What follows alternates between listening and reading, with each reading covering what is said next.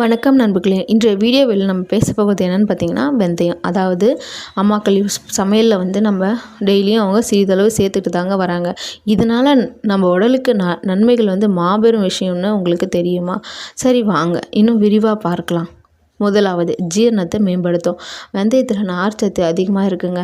இது குடல் இயக்கத்தை சீராக்குகிறதுங்க. வயிற்றுப்பெருக்கு, அழுத்தம், மலச்சிக்கல் மாதிரியான பிரச்சனைகளை நீக்குதுங்க. அதனால் காலை வேளையில் வெந்தயத்தை ஊற வச்சு சாப்பிட்டா ஜீரணம் நல்லா நடக்குங்க. இரண்டாவது, சர்க்கரை அளவை கட்டுப்படுத்துங்க. வெந்தயத்தில் இருக்கும் ஃபைபர் மற்றும் அமினோ ஆசிட் வந்து உடலில் உள்ள இன்சுலின் செயல்பாட்டை துண்டித்து இரத்த சர்க்கரை அளவை வந்து கட்டுப்படுத்துதுங்க. இதனால் டயபெட்டிக் நோயாளிகளுக்கு இது ஒரு நல்ல நம்பிக்கையுள்ள மூலிகை மருந்துங்க. மூன்றாவது, முடி வளர்ச்சிக்கு உதவுதுங்க.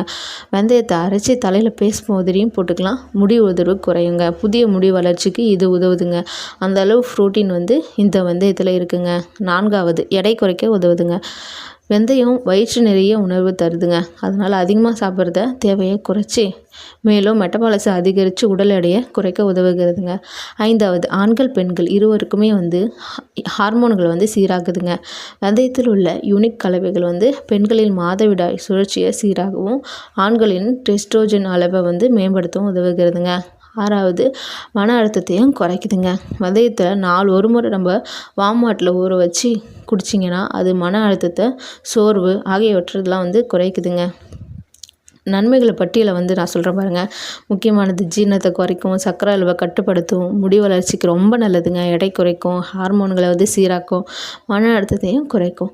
இதோ நண்பர்களே, வெந்தயத்தை நாள்தோறும் நம்ம சிறிதளவு உணவில் சேர்த்துக்கிட்டோன்னா நம்ம உடலுக்கு ரொம்ப பயனுங்க.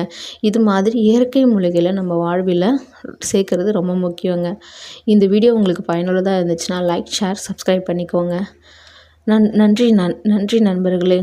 நலம் தரும் வெந்தயத்தை இனிமேல் தவறாமல் பயன்படுத்துங்க.